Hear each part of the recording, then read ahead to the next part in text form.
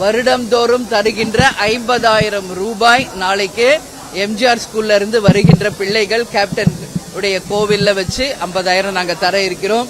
அது மட்டும் இல்லாம இன்னைக்கு அந்தியூர்ல மலைவாழ் மக்கள் ஜி தொலைக்காட்சியில நான் போய் பங்கேற்ற போது அங்க இருக்கின்ற மலைவாழ் மக்களுக்கு அப்புசுவாமி அப்படிங்கிறவர் கால்ல செருப்பு கூட போடாம நடந்தே போய் 30 ஆண்டு காலமா உதவிகள் செய்துகிட்டு இருக்காரு. அவருக்கு நீங்க 2 வீலர் வாங்கி கொடுக்கணும் அப்படின்னு சொல்லி மலைவாழ் மக்கள் ஒரு கோரிக்கை வச்சாங்க ஸ்டேஜ்ல. அதை நான் கேட்டேன். உடனே நான் ஸ்டேஜுக்கு போறப்போ கேப்டனுடைய பிறந்த நாள் ஆகஸ்ட் 25ஆம் தேதி அப்புசுவாமி அவர்களுக்கு தேசிய முற்போக்கு திராவிட கழகத்தின் சார்பாக உறுதியாக நாங்க இருசக்கர வாகனம் வாங்கி தருவோம் சொல்லி உறுதி அளிச்சோம். அந்த நிகழ்ச்சியும் இங்க நாளைக்கு நடக்க இருக்கிறது.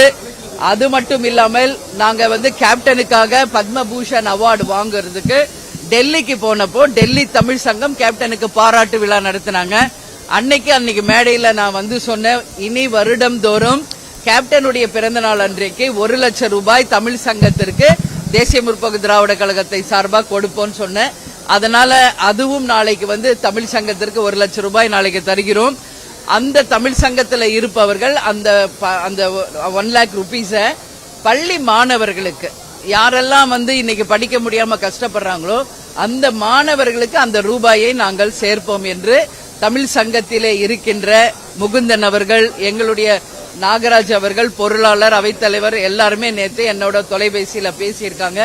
நாளை ஈவினிங் டெல்லி தமிழ் சங்கத்தில் கேப்டன் பிறந்த நாளை முன்னிட்டு பிறந்தநாள் விழாவும் கொண்டாடி இந்த திட்டத்தையும் அவங்களுக்கு வழங்க இருக்காங்க. அது மட்டும் இல்ல, கேப்டன் அப்படின்னாலே அன்னதானம் தான். நாளைக்கு ஒரு 10,000 பேர் வருவதாக எங்களுக்கு ஒரு குறிப்பு சொல்றாங்க. எனவே காலையிலிருந்தே, அதாவது காலையில 8 மணி முதல் இரவு 8 மணி வரைக்கும் கண்டினியூஸா இங்க நாளைக்கு அன்னதானம் வழங்க இருக்கிறோம். மார்னிங்கே பொங்கல் ஆரம்பிச்சு, அதே மாதிரி வெஜ் பிரியாணியில் ஆரம்பிச்சு, ஈவினிங் சக்கரை பொங்கல், சுண்டல் என்று தொடர்ந்து வருகின்ற அனைவருக்குமே நாளைக்கு உணவு அளிக்க இருக்கிறோம். அது மட்டும் கிடையாது, இந்த நாளைக்கு இன்னும் உங்களுக்கு ஸ்பெஷலா சில விஷயங்கள்லாம் நாங்க அறிவிக்க போறோம். அது நீங்க நாளைக்கு லைவா அதை பார்க்கும்போது அது என்னன்னு தெரியும். இப்பயே நான் எல்லாத்தையும் சொல்ல முடியாது. அதனால நாளைக்கு நிறைய விஷயங்கள் இங்க கேப்டனுடைய கோயில்ல நாங்க நடத்த இருக்கிறோம். எனவே இன்னைக்கு கேப்டன் இல்லை அப்படின்றத எங்களால யாராலையும் இந்த நிமிடம் வரைக்கும் ஏத்துக்கவே முடியல.